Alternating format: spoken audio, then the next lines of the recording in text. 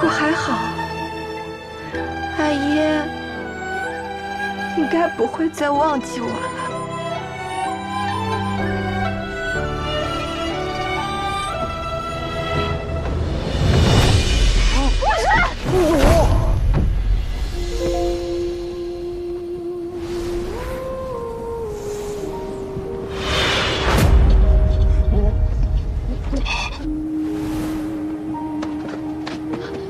皇上，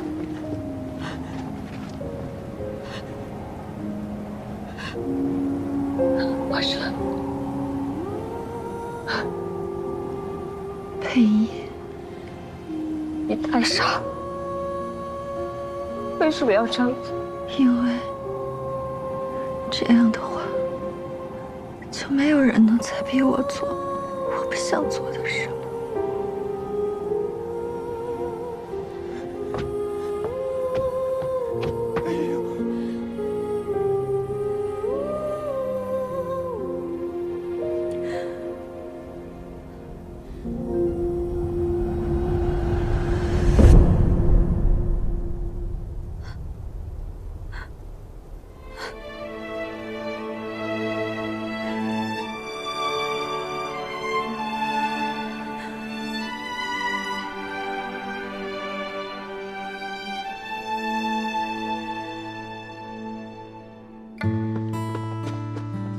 别装了，哪有人一直盯着一朵花看呢？圣上没看到你，那几个工人们也没看到你，就摔了一个跤嘛，别在意。不过没关系，我都完完整整的看到了。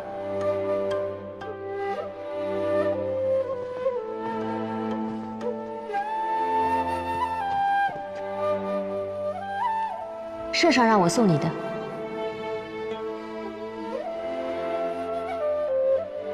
你既已绣好那幅骑马图，何不提前告诉我，也好让我帮你在春搜前送给圣上，圣上定会召见你。绣得不好，下次吧。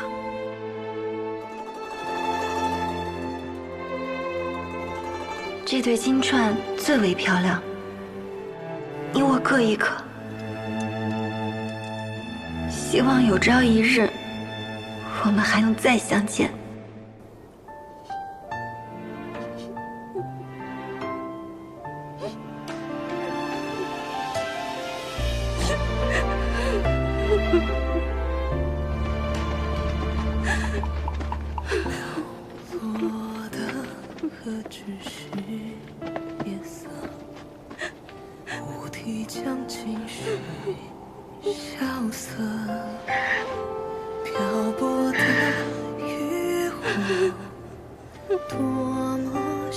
爱子婉顺的，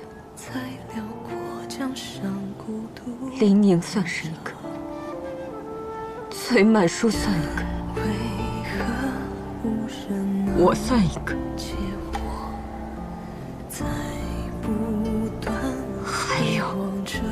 还有什么？圣上，县主连日为破案奔波，今日又痛失姐妹，悲痛过度，请圣上准许，让县主休息几日。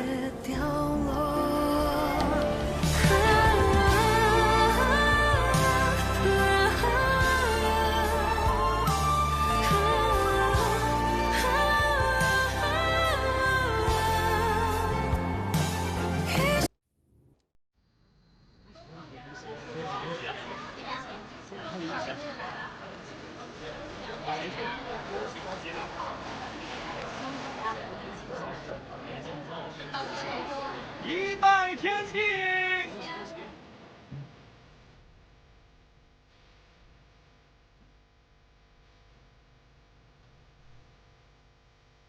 二拜高堂。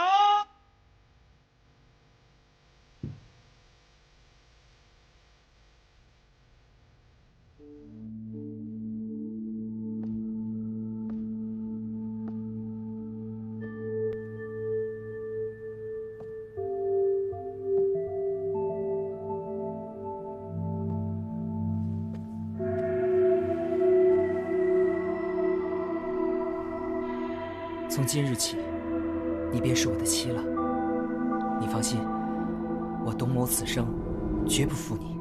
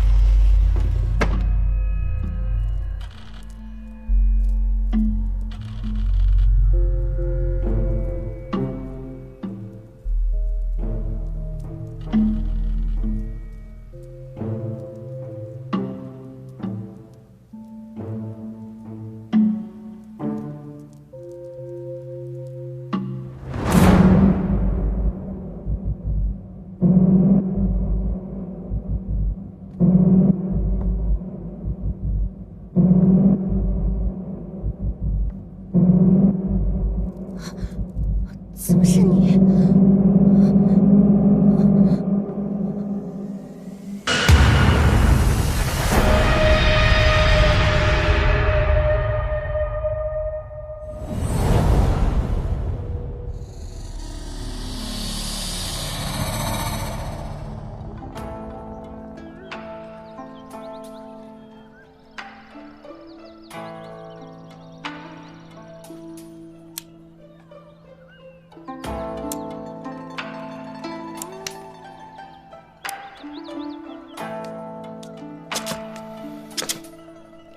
这个月赚的这点小钱，我连首饰都买不起。四娘，你花容月貌的要这些东西多俗气啊！我就是一个俗气的人。我公孙四娘有今日，还不都是因为你白吃白喝白住害的？哎，咱把话说清楚了，今天樊社成这样是自己经营不善，这个锅我可不背。哎呀，哎呀，这人比人真是气死人哦！你们说，人家董承一郎的儿子就能考上状元，而且昨天还迎娶了长安城最有名的大美人张家姑娘。我们呢，却要在这里算计着挣了几个钱呢，亏了几个钱呢，在这儿发愁。说白了，还是出身不一样啊。我们什么时候能出头呢？三炮啊，你们家少卿不管你啊！你说你不干活，在我这儿偷懒儿，怪不得没有出头之日，娶不着媳妇儿。四娘，这你就不懂。我们大理寺是靠世道吃饭，世道不安定有案子，我们就有钱赚；世道要安定了，我们就得去喝西北风。哟，饭来了呀，饭到了啊！不，老大，西城出了命案，你们俩赶紧跟我走。我去不了，四娘刚刚还骂我吃白饭呢。三炮，赶紧把双燕叫上。好。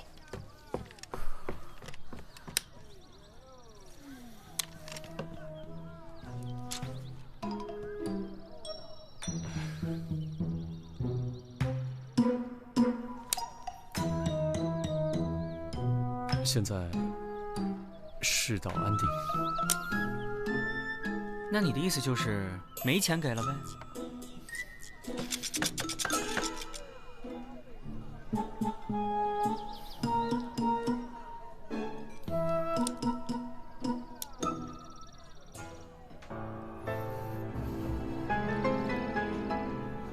我娘给我留的，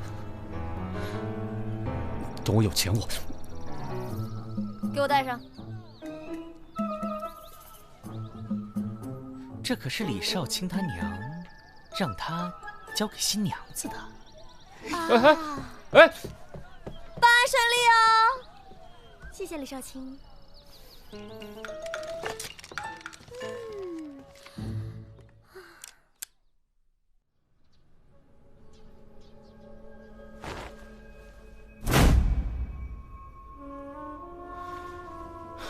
这下手可真够狠的，脖子都差点给拧断。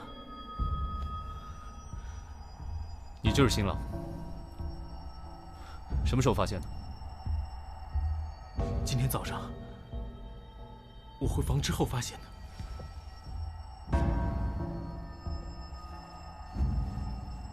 今天早上回房？那你昨晚干什么去了？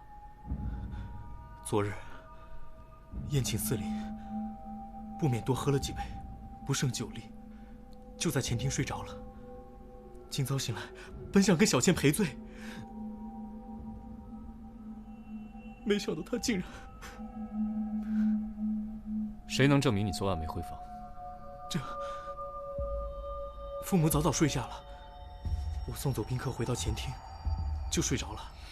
那就是说，没人能证明你昨天晚上没回房间，你可能就是杀人凶手了。血口喷人啊你！我怎么可能杀死小倩？我与她青梅竹马，感情深厚，怎么可能杀了她？我早就说过不要去招惹张家，你看看现在啊，这可怎么好啊？张家一定不会放过我们的。张家？哪个张家？官人呐，这个张家是长安城有名的绸缎庄，经营着大大小小10几个绸缎庄。小犬和张家姑娘自幼相识，青梅竹马。奈何张家夫人嫌我们家穷，拿不出像样的聘礼，两人的婚事也只得作罢。可是1个月前，小倩突然兴奋地告诉我，她得到了贵人相助，可以嫁给我了。贵人？你可知道贵人是谁？她说，此人身份特殊，不能透露。不对呀，这张家姑娘不是嫁给程一郎董大人家的儿子了吗？你是说昨天成亲的那个状元郎？对呀，没听说董家娶错人了呀？而且张家姑娘的母亲和兄长昨天也参加宴席了。这就怪了，如果张家姑娘嫁到了这儿，那么董家公子娶的又是谁啊？陈生，你可知道嫁去董府的是谁？你就没想过，小倩如果没有嫁到董府，董府和张家都不会放过你们吗？我和小倩商定好，在父母面前成完亲后，我们就去南方做小生意，更名改姓，不再回长安。那也就是说，你知道的全部事实，就是1个月前张家姑娘被一个身份特殊的人帮助，想出了一个可以让她嫁给你的方法。是，但却在成亲这一夜被人杀死了。那清晨你来到这个房间的时候，可发现有其他异常？这张家姑娘平日可有什么仇人？没有。那你能不能想到有什么人会对张姑娘不利吗？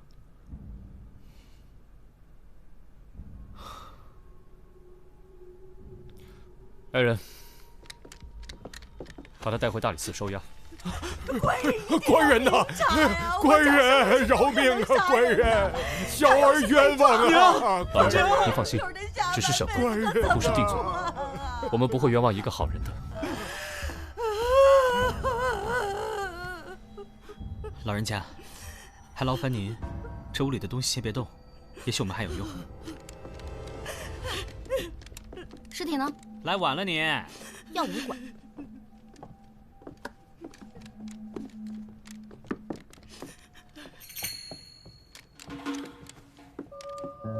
怎么了？怪不得张家不肯把女儿嫁给他们，这家也够穷的，连门上的破对联都舍不得换。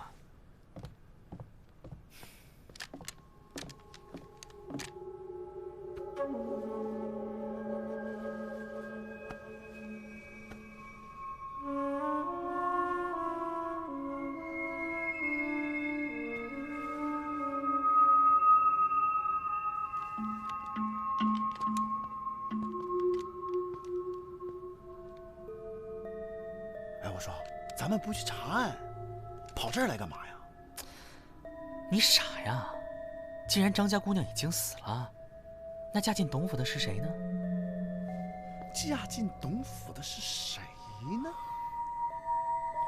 董公子这么年轻就考取了状元，前途锦绣，长安城里多少女子都想嫁给他。啊，我懂。哎，这样，张家姑娘死了，对不对？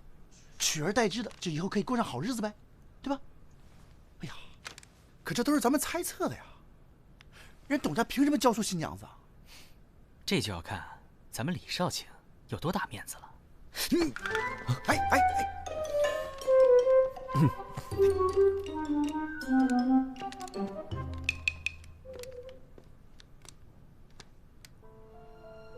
书生陈某一家作证，死者确系张家姑娘，案情诡谲，特来叨扰。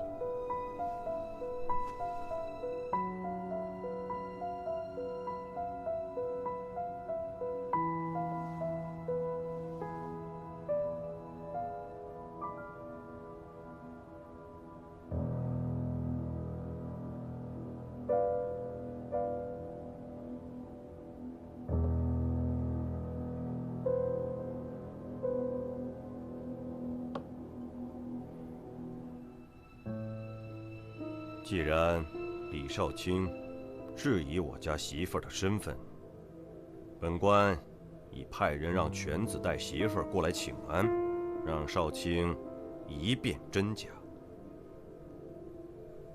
办案需要，失礼了。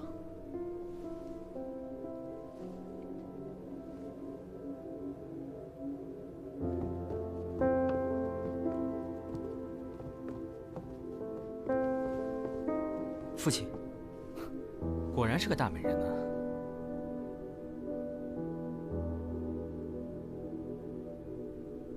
长山公主，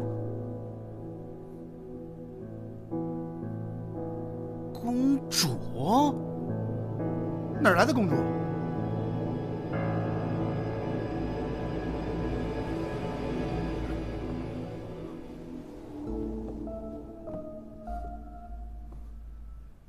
您怎么会在这儿？你真的是公主？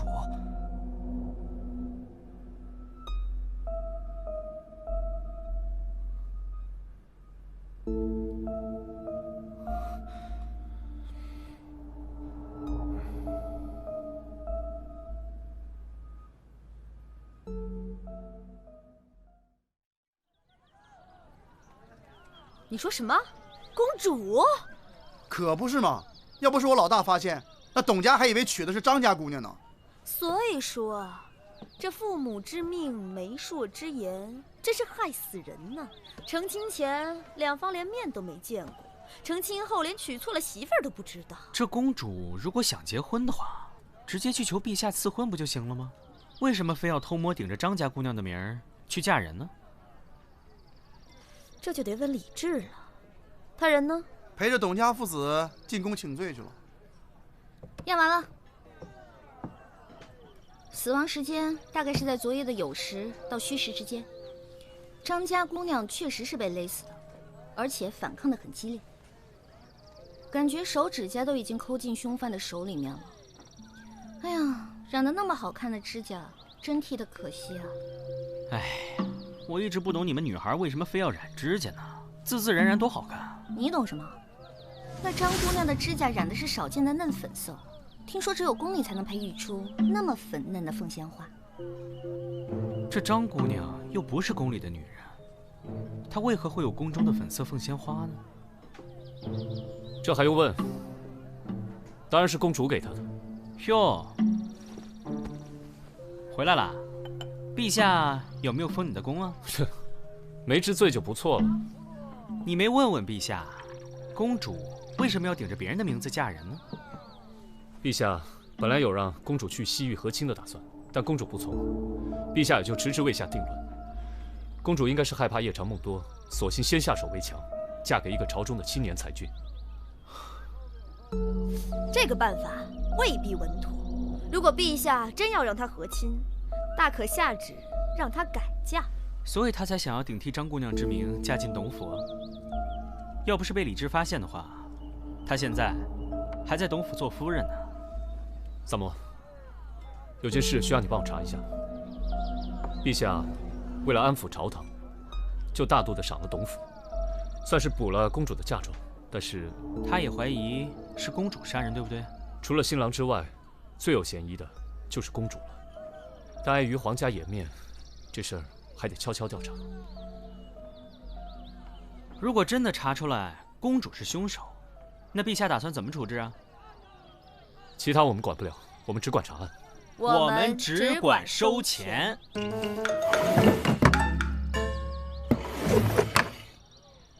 我打听过了，张家喜娘说她亲眼见到张家姑娘上了轿子，而且也没有绕道，直接送进了董府。那就是说，在董府拜堂成亲的，是真的张家姑娘。那跟陈升拜堂的就是公主了。陈升家把新娘送入洞房的时间是酉时，董府是戌时，这么算来，公主就有了1个时辰的时间从陈升家跑出来，赶到董府，埋伏在董府的洞房里。这样张家姑娘只要一进门，就立刻把她掐死。把人杀死之后，只要再把张家姑娘的尸身送回去就可以了。董公子回洞房的时间是子时，这么算来，这中间的时间足够他1个来回了。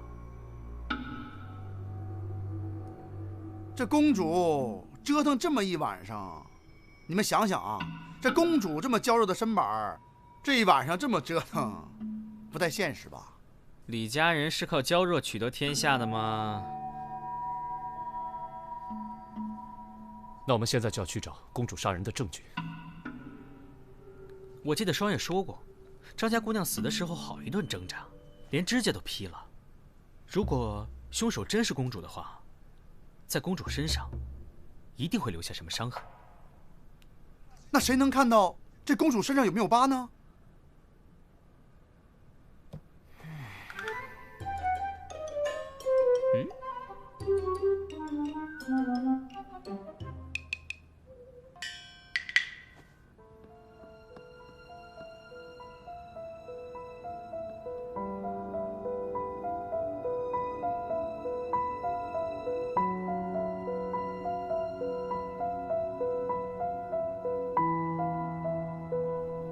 公主最近一切可好？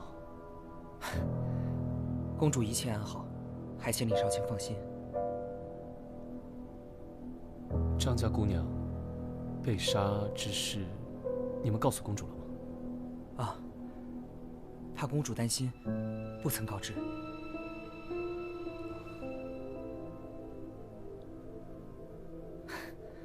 少卿有什么话，不妨直说。公主的手臂或者别的地方有什么疤痕或是伤？请少卿说话掌握分寸，莫失了规矩。是我鲁莽了。时候不早了，恐不便久留。那晚和你拜堂之人，你觉得她是公主吗？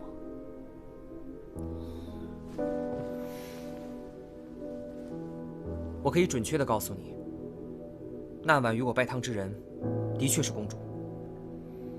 那日拜堂之时，我曾瞥见新娘左耳后有一颗黑痣。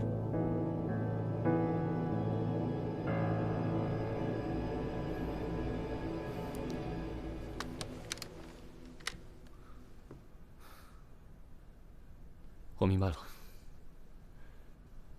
失礼，告辞。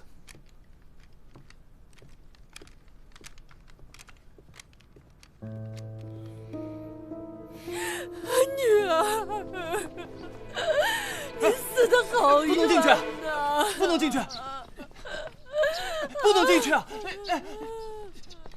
哎呀，这有钱人家的公子还真讲究啊！你说这空隙里有什么呀？还这么挡着？你懂什么呀？多少人一到春天就容易花粉不服，人家这是保护自己。那也太娇气了吧！是啊，你以为人人都跟你似的，身体壮得像个野驴？真不经夸。老大快出来了。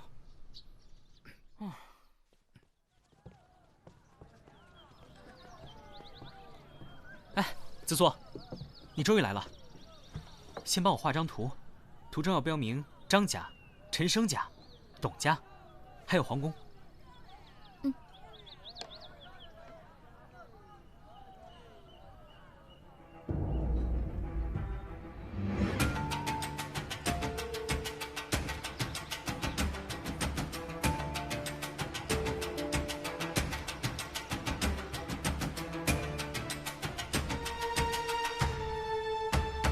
好了。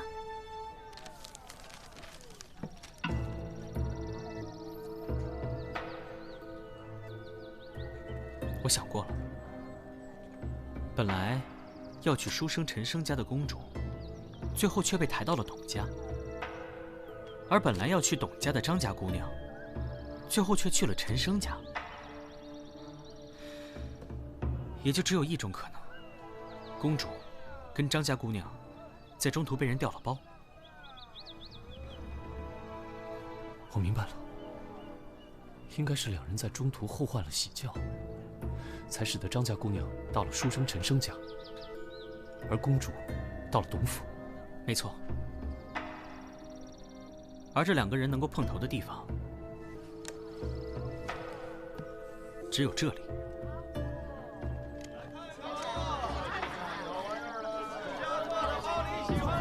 如果我们推测没错的话，这里就是他们调包的地方。现在关键的问题是，他们俩调包的方法。老大，老大，哎，我问过那个轿夫了，那天张家姑娘就在这儿，对，就在这儿，真的出了点意外。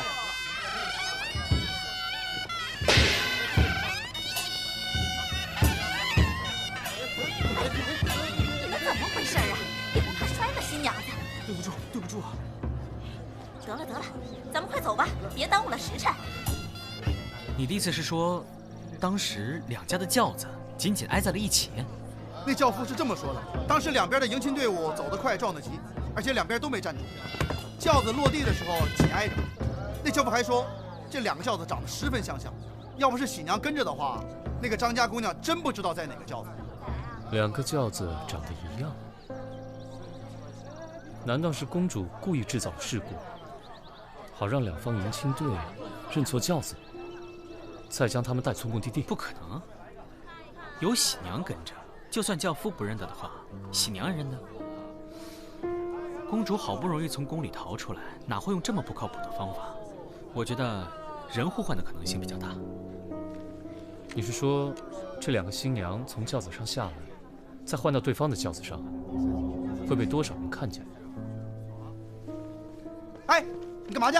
去看看成亲那天的轿子。走。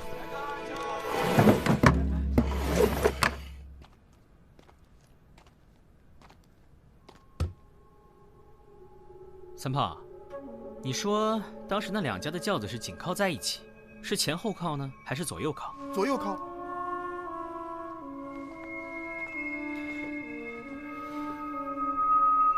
哎，你俩愣着干嘛？抬我呀？啊？什么？赶紧的！开什么玩笑？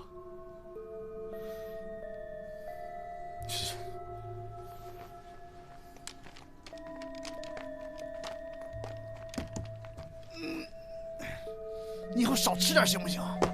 你，哎，什么情况？这轿子底下有个翻板，上面有布蒙着，确实不易被发现。得了，李少卿，去跟陛下复命吧。公主不是杀死张家姑娘的凶手。此话怎讲？轿子底部有翻板，可进也可出。两支迎亲队撞到一起是提前算好的。张家姑娘和公主趁机从轿子里的翻板上跳下，换到对方的轿子中。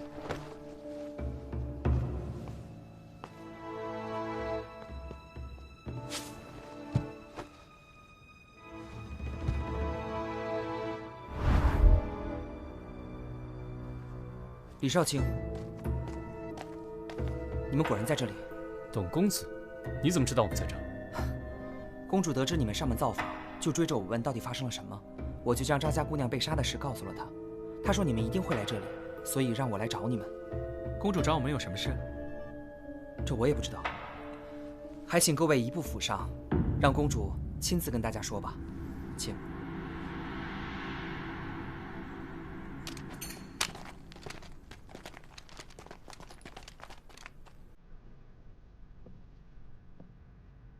陛下一定派你暗中调查我了吧？其实你无需替他隐瞒。一个用自己亲妹妹的终身幸福换取不动兵戈的人，还有什么做不出来？张家姑娘被人杀死，我虽不是凶手，却也难辞其咎。如果当初不是我找到她，要替她嫁入董府，她也不会有如此下场。可是能嫁给陈生，张家姑娘应该还是很高兴的吧？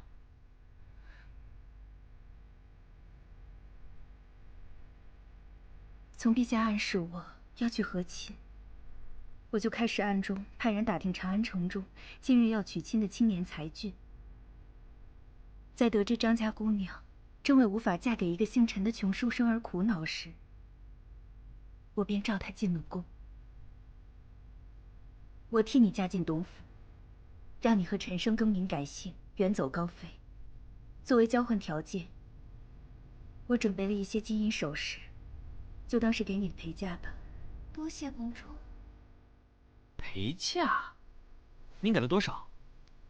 三木，都什么时候了，还说钱？哎，不是我财迷啊，而是那陈家一点也看不出有钱的样子。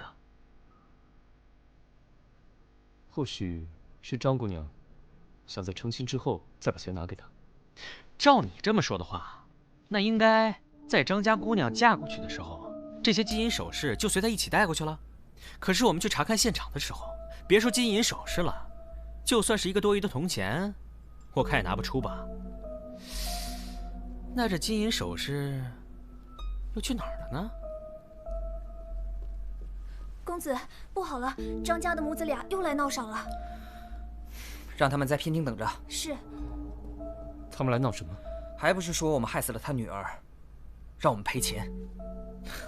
你们一个公主，一个状元郎，还差那点钱不成啊？不是我们不赔钱，这张家就像个无底洞一样，今天给了，明天还要，3天一小闹，5天一大闹。只要杀人凶手不找出来，我们是不可能安生的。再这样下去，我们的家当会被他们掏空的。可是这张家不是经营着很多家绸缎庄吗？按理说他们家家底儿不比你们薄啊，这么一而再再而三的要钱，很奇怪啊。三胖，你去打听一下，这张家到底缺不缺钱？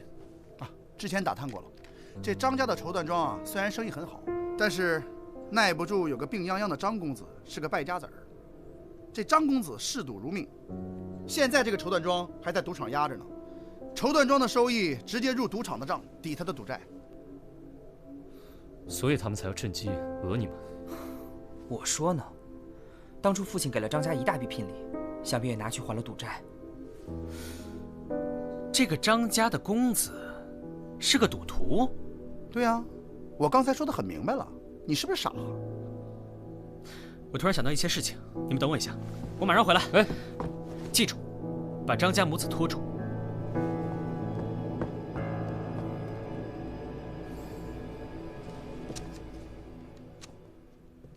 大娘，这副对联是什么时候挂上去的？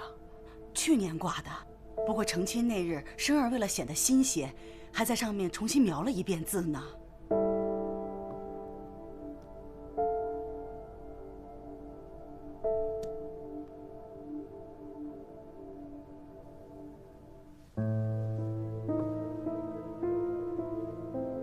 果然如此。董公子，你们这是什么意思啊？让我们等这么久，一个字儿都没拿出来。我可把丑话说在前头，今天要不拿出钱来，我们孤儿寡母啊是不会走的。张夫人，恐怕你从今往后都不能再从董府拿到1分钱了。哼，你是什么人？我是什么人不重要，重要的是，我知道是什么人杀死了您的女儿。什么？是谁？谁杀了我女儿？你快告诉我！这个凶手不是别人，正是您抵押了全部绸缎庄，把女儿嫁出去谋取高额聘礼，还上了他全部赌债的张公子，您的亲儿子。你胡说什么？子熙怎么可能杀他妹妹呢？是，什么人才会丧心病狂地杀死自己的亲妹妹呢？或许是发现妹妹私藏了另外一大笔钱，所以才动了邪念，起了杀心呢？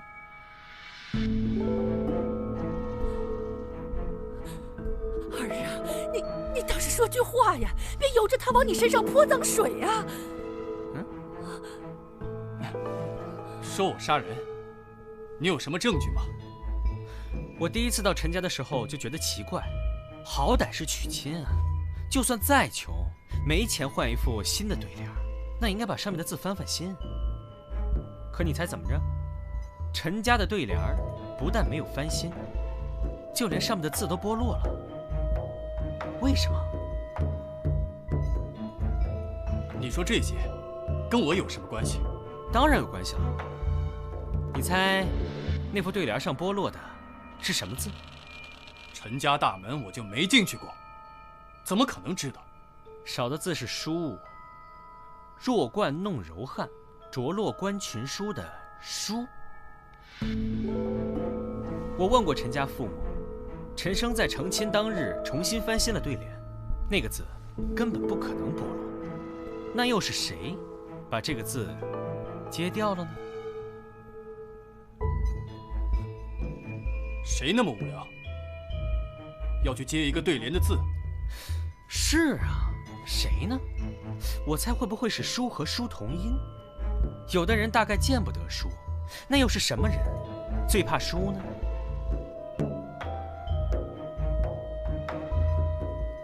赌徒最怕输喽。没错。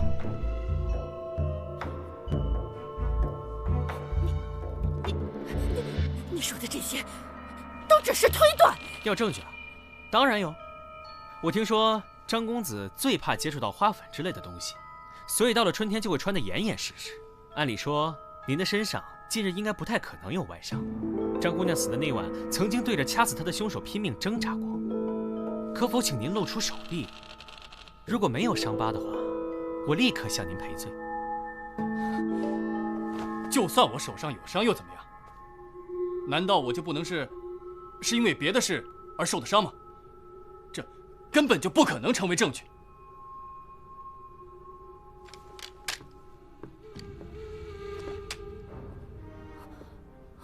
哎，你放开我！得罪了你。这是我喝茶时不小心打翻杯子，烫伤而已。张公子真爱说笑。子熙，这是……这明显是花粉引起的邪热侵袭化脓之后的伤疤。而你最近一次亲密接触到花粉，就是张姑娘染了凤仙花的指甲。我去赌场打听过了，您在张姑娘成亲那日刚还了一笔赌债，而那天绸缎庄既无记账，你也尚未从董府讨到张姑娘的丧葬费。那么那笔钱哪儿来的？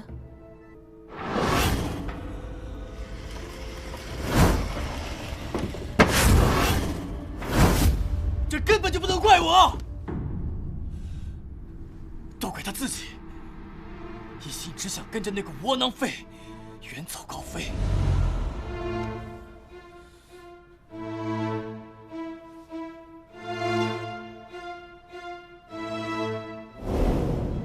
他有没有想过我啊？我是他的亲哥哥，他连我的死活都不顾了。子熙。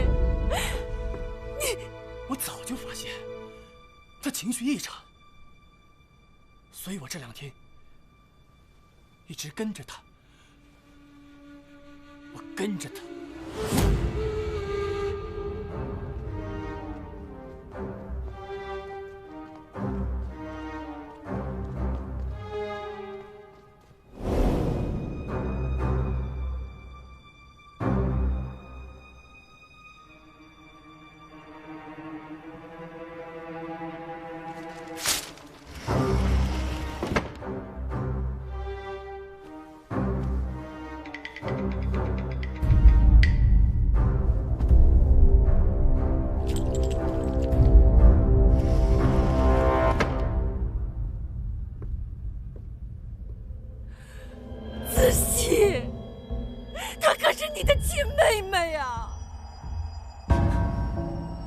亲妹妹，不顾她的幸福，也不顾她的感受，把她当物件卖出去。你又什么时候把她当成自己的亲生女儿了？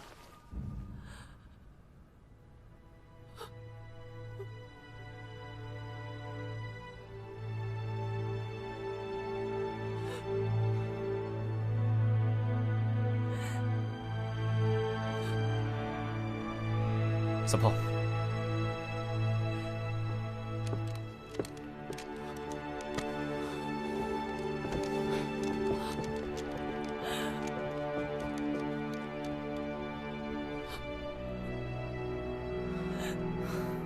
竟然有人为了区区小财，残害自己的手足。